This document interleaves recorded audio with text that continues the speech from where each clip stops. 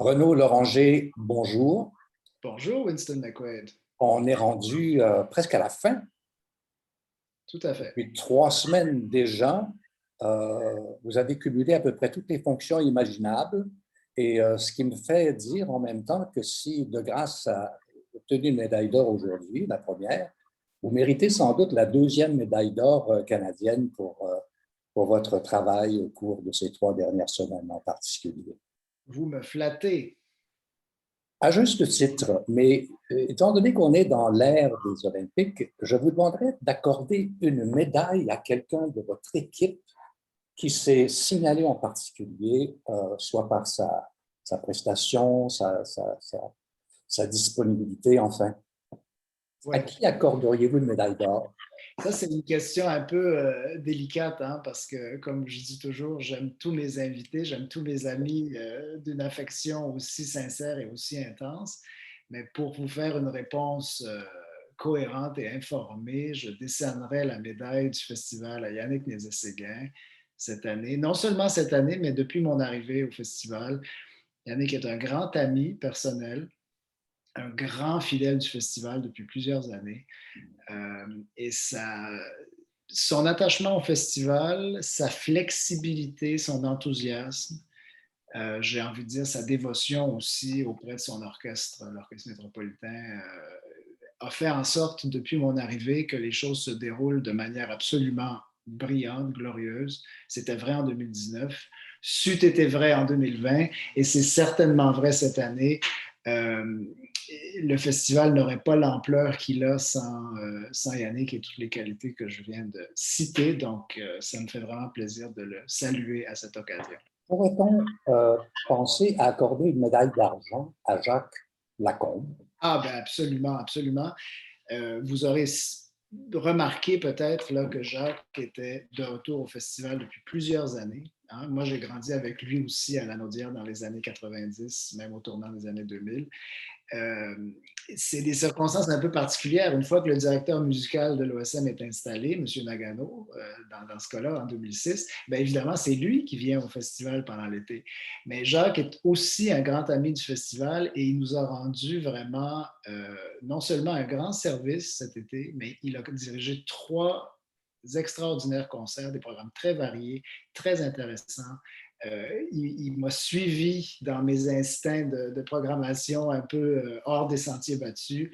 Et puis, je le salue aussi là, avec beaucoup d'amitié et de reconnaissance. Alors, revenons à Yannick Nézet-Séguin et sa formation, l'Orchestre métropolitain, qui déjà sont en train de préparer les 3 concerts successifs, c'est-à-dire les concertos pour piano, 1, 2, 3 et 4, je crois, vendredi, samedi, 4 Un, et 5, voilà, 1, 2 et 3 oui, vendredi et 4 et 5. 4 et 5 samedi soir. Voilà.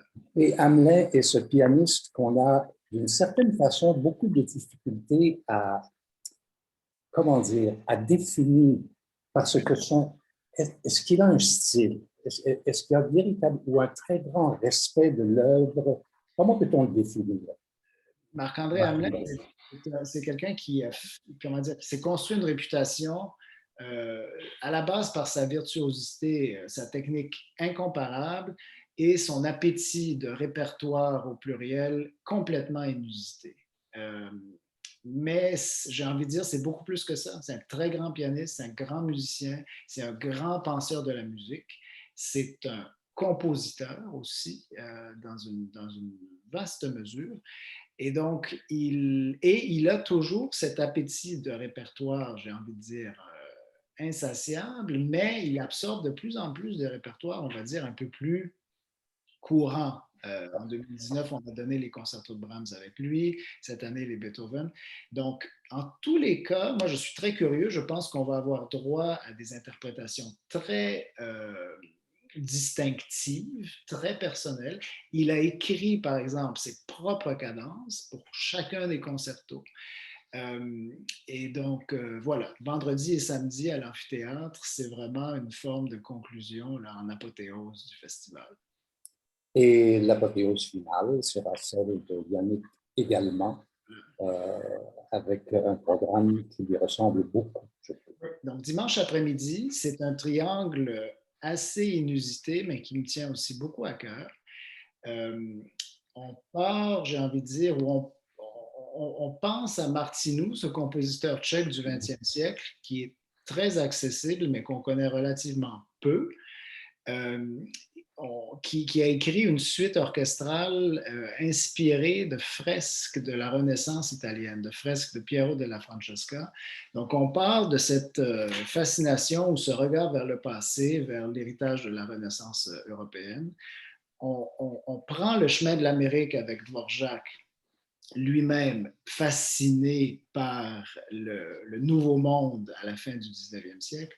Et toute l'américanité qui vient avec. Voilà, c'est comme un jeu de miroir au fond. On atterrit finalement avec la création de cette œuvre de Barbara Assiginac, compositrice autochtone canadienne.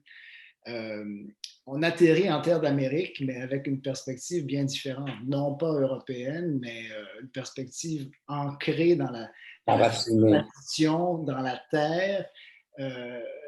L'Amérique millénaire, j'ai envie de dire, si on parle de l'Europe millénaire d'un côté, mais on parle de l'Amérique millénaire en même temps, on parle de la nature, on parle des éléments de la forêt, de l'eau, et ça, c'est très beau. Donc ça, c'est aussi, encore une fois, première mondiale, c'est une commande de Yannick et de l'Orchestre métropolitain qui va être donnée en ouverture du concert de dimanche. J'aimerais attirer l'attention aussi des gens qui nous écoutent sur un concert qui aura lieu à l'église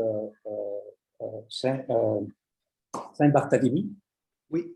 Et c'est un concert avec un autre pianiste de réputation internationale, Charles Richard Ramelin, oui. Et Andrew Wan, qui en même temps est un invité de marque dans ce festival.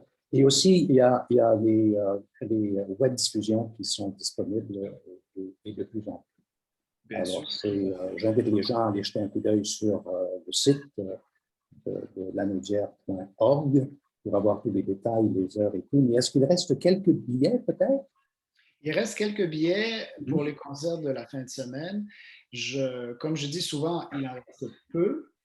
Ce sont des concerts qui sont très en demande. Donc, si vous allez vers le site et si vous trouvez des places, n'hésitez pas à les acheter. Je pense qu'il en reste surtout sur la pelouse en ce moment. Mais même là, il n'en reste pas beaucoup. Donc, aucune hésitation à avoir.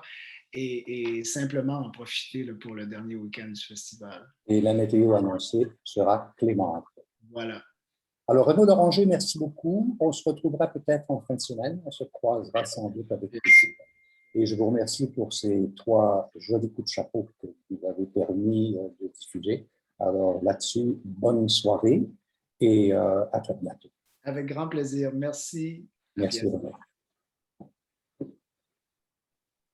Voilà, mon cher.